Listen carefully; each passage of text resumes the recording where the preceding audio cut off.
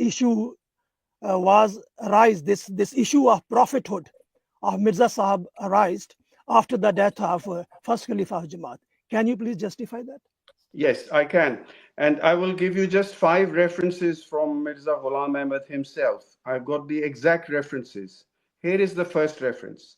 Number 1, Izalai Oham, page 421, 422, Ruhani Khazain, volume 3, page 320. Mirza Ghulam Ahmad says, there is no claim of prophethood. On the contrary, the claim is of sainthood, muhaddisiyat, which has been advanced by the command of God. That's the first reference. Now, please listen to all the references.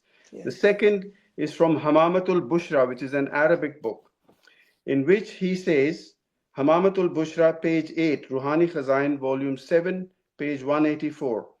Mirza Ghulam Ahmad says, I quote, those people have fabricated a lie against me who says that this man claims to be a prophet. Reference number 3, Jang-e Muqaddas, page 67, Ruhani Khazain, volume 6, page 156.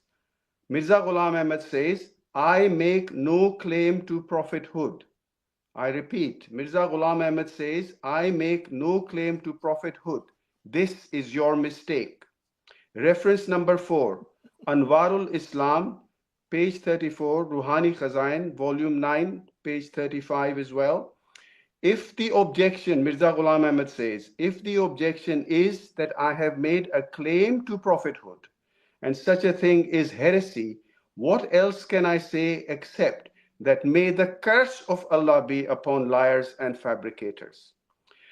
Reference number 5, Kitabul Bariya, page 182, Ruhani Khazain, volume 13, page 215.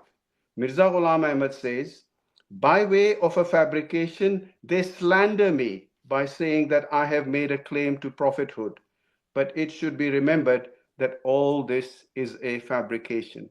I have given you 5 references where Mirza Ghulam Ahmad has said that he was not a prophet, that anybody who claims that he was a prophet is lying. A fabrication means a lie.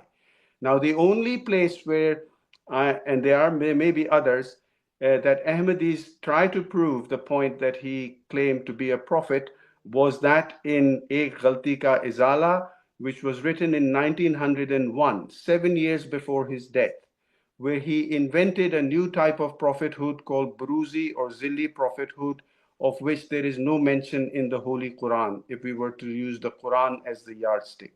So I'm afraid the fact that the Lahoris agreed with Mirza Ghulam Ahmad that he wasn't a prophet is what stands. Whether Maulvi Nuruddin believed him to be a prophet or not is moot. But I can tell you one thing, I have not seen many references in his khutbat of Mirza Ghulam Ahmad as a prophet. But I may be wrong. He may have accepted him as a prophet. That doesn't mean we have to follow everything that Maulvi Nuruddin has said. What I did when I mentioned Maulvi Nuruddin, it was in reference to him saying that Mirza Mahmud does not know about the issue of kufr and iman, and he reprimanded him for the article he wrote in Tashhizul Azhan. So in the end, I think we have discussed in previous live stream about the fallacies contained within the 27 or 25 page pamphlet called Ek Ghalti Ka Izala, in which he has invented a new type of prophethood, Naqis Nabi hoon main, Saya hoon main, or Zilli Nabi hoon, Buruzi Nabi hoon. And he at the same time says that Nabuwat has finished with Azur Sallallahu Alaihi Wasallam. So I'm afraid we cannot believe the premise that was advertised widely by Mirza Bashir. And you remember, he even misinterpreted the Ismahu Ahmad ayat, which later on is now accepted as it predicted the advent of Ahzur Sallallahu Alaihi Wasallam, whose name was also Ahmad. And so I'm afraid we can go around in circles about this. But the debate between the Lahori and the Mirza Mahmud, if we were to use a boxing analogy, Muhammad Ali won on points, if not a knockout blow. Thank you, Dr. Izhar, for your detailed answer. And I think if I was to quickly add into that before I bring in Bashir, because I would like to hear his thoughts based on his research on this. Brother Mirza Ali, we don't disagree that he also claimed prophethood. But likewise, this brings us to the main issue that there was lots of contradictions. The problem with what we have with when engaging with the members of your Jamaat is that you guys bring a contradiction and use it as an excuse, as a defense. Like when you see someone hitting somebody and then having a good chat with him having a good chat with him does not negate the fact that he punched him another time. So this is the problem that we have. When you tell them, oh, hey, this guy punched him, then you say, no, but they were having a good, nice chat.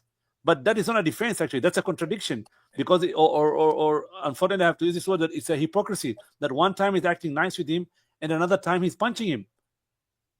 A contradiction is not a defense. A contradiction is just that, a contradiction.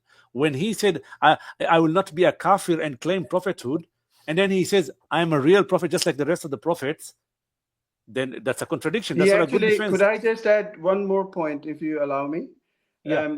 Maulvi Muhammad Ali gives a very good explanation of why this whole concept of prophethood was forced upon the Ahmadis. Because what Mirza Ghulam Ahmad did write and did believe was that he interpreted the word Nabi literally as someone with whom God does kalam. And he said that on occasion in his writings that according to Mirza Sahib's own explanation, he meant it in its literal sense of one with whom God speaks. And that Hazrat Mirza Sahib himself made it clear that that meant that he was a muhaddis, not a prophet. So even Ahmadis haven't understood what Mirza Sahib had himself said. But in the end, Mirza Sahib's claims of being promised Messiah and the second coming of Isa alayhi salam, we can go there as well, can also be easily debunked.